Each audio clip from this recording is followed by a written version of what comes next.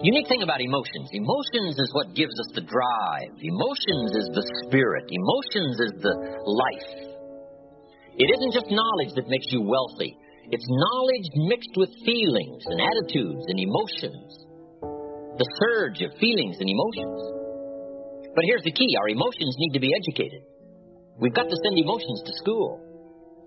We call civilization the intelligent management of human emotions.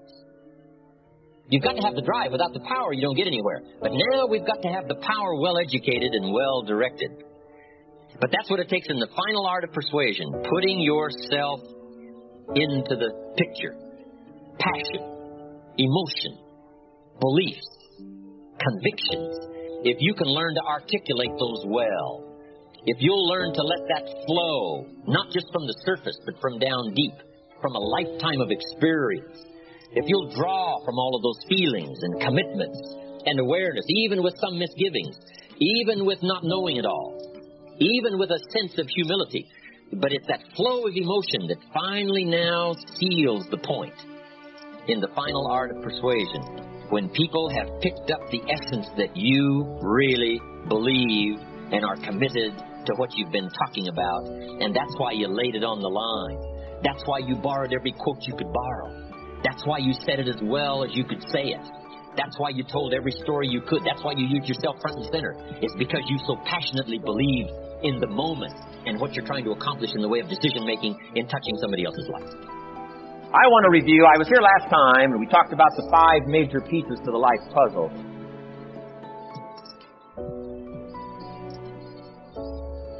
And I just want to review those because it lays such a good foundation for all the rest that I want to share with you today. We got a lot of subjects to cover, so we're going to go rather swiftly, okay? Put on your mental track shoes here and run with me today, because I'm going to deal mostly in concepts. Expect you to, fill in a lot of the details, because I got a lot to share.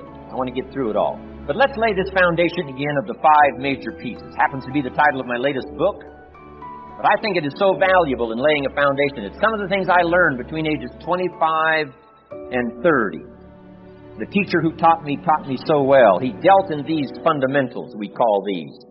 Fundamentals. We call these basics. Basics for sports, fundamentals for sports, fundamentals for your business, fundamentals for the way you deal with your family, a few simple things. Few basic things that if you practice every day can make all the difference in the world, how it works out. I boiled it down to 5 major pieces to the life puzzle. Let's just review those. Number 1 is philosophy. Philosophy, as I taught the last time I was here, philosophy, in my personal opinion, is the major determining factor in how your life works out. Philosophy, the major determining factor in how your life works out. Philosophy. To form our philosophy, you got to think. You got to use your mind. You got to process ideas. And this whole process over a lifetime, starting way back here when we were children, schools that we've attended, our parents, our experiences, all this stuff that we've processed by the thinking process helps to develop our philosophy. And in my opinion, each person's personal philosophy is the major factor in how your life works out. Here's what I called it in that last presentation when I was here. It's called the set of the sail. Each person's personal philosophy is like the set of the sail. Now, I used to think it was circumstances that ordered my life. If someone would have asked me at age 25, Mr. Rohn, how come you're not doing well? Pennies in your pocket, creditors calling, nothing in the bank, behind on your promises to your family, you live in America, 25 years old, got a beautiful family, every reason to do well, and things are not going that well for you. What is wrong here? It would not have occurred to me to blame my philosophy. I don't think you're just making excuses. I think that cellular energy is going to be what you need to focus on, and I can't tell you how much I hate that I have to pay attention to my body in order to achieve the things that I want to achieve. I want to just be able to work around the clock. But I know if I try to do that, I won't be cognitively optimized and I won't have the energy that I need. So when I go give talks, oftentimes I'll end up after the talk answering questions. And my record is I once stood in a hallway with whatever, 50 people around me, answering questions without even stopping to pee for 11 and a half hours. Now, by the end of it, people were like, how the hell are you doing this? And the answer was, because there are two types of energy. There's psychological energy, right? You're exhausted, right? Imagine it. Oh, you know those days. You're wiped out. But you got that one song. You put that song on, and you still got a little ass shaking left in you. And you can just feel it. It changes your mood. You're ready to get up. You're ready to get down.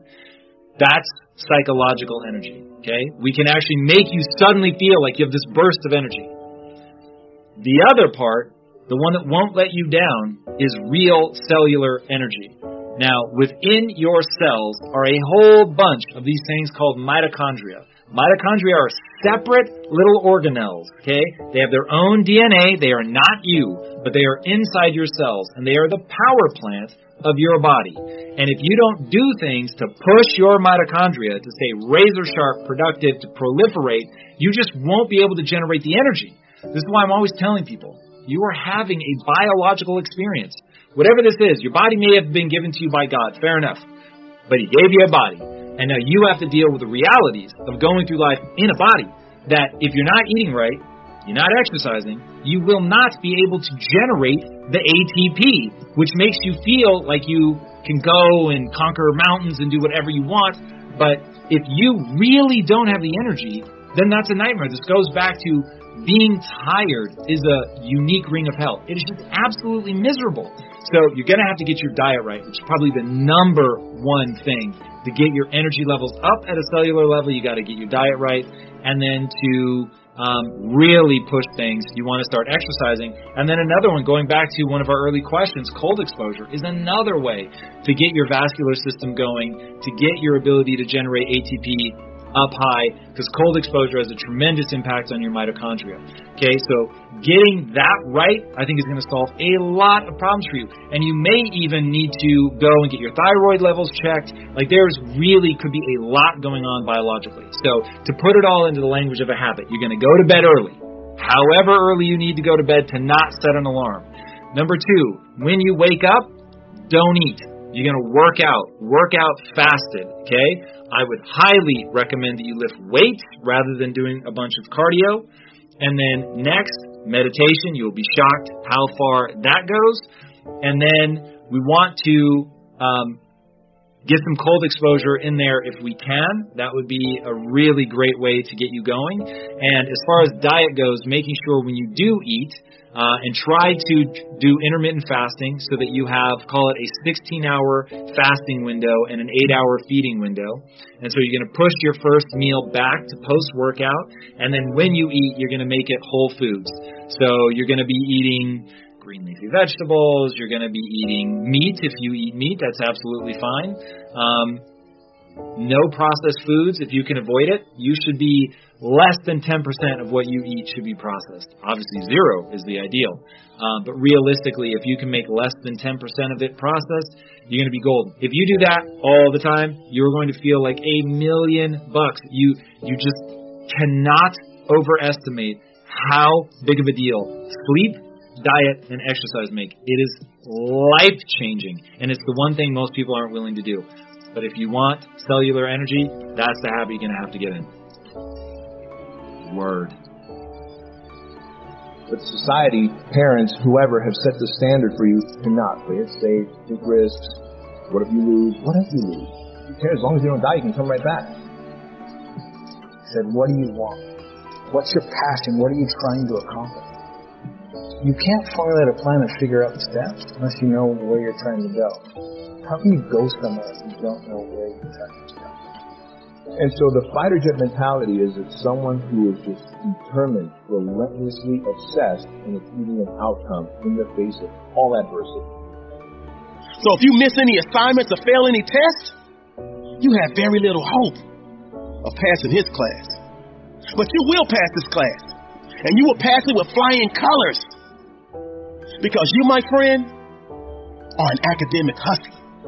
And thus you put in the time, the effort, and ask all the right questions to make sure all of your bases are covered. The vultures will hate. You tried to give them vision, but they never put on the right frames. And thus their sight was blurry, and their gray reflected it. Stop blaming others. Stop blaming people for the reasons you find yourself in now. Stop blaming your situation. Stop blaming your parents. Stop blaming the government. Stop blaming your genetic. Stop blaming your finances. Stop blaming your past. Claw yourself back into the light. This is my one-way ticket to my dreams. Your struggle is your gift. What if? A lot of times I'll be in a tourism mile run or something like that, and I'm all jacked up. Body's broken, mind's broken, spirit's broken. Let's go. You got money, but do you got that dog? Yeah, you got money, you got credit, but do you got that dog? You are the example now. You are the man to reshape the culture of your world. Do you got that stamina? So yeah, you might have something I don't have right now. If failure was not on the table, do you realize that 87% of people allow the fear of failure to outweigh their desire to succeed?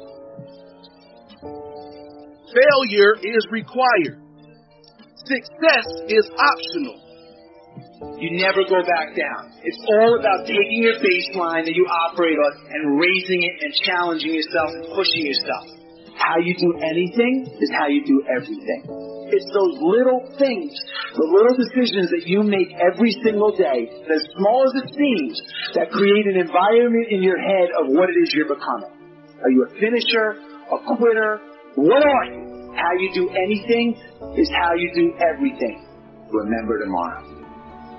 A lot of folks talk so much about, hey, I'm going to do this, I'm going to do that. Are you accountable for what you're doing? Are you accountable? And I mean to the T for what you're saying. It's the mind that is lacking. It's trying to find that easy way out. You're thinking too much off the bat. Anybody can do anything inside their mind too. And it depends on how bad you want it. With enough persistence, most things that seem impossible become possible. You just have to show up and show out so often. Time after time, you gotta wake up and you gotta drive. You gotta be driven to go get something done now. You gotta be willing to stand on your beliefs. Because a lot of times you're the only one who can see it. Then you've got a chance. Because then, my friends, when that obstacle comes before you, you will muster the force that you need to destroy that obstacle.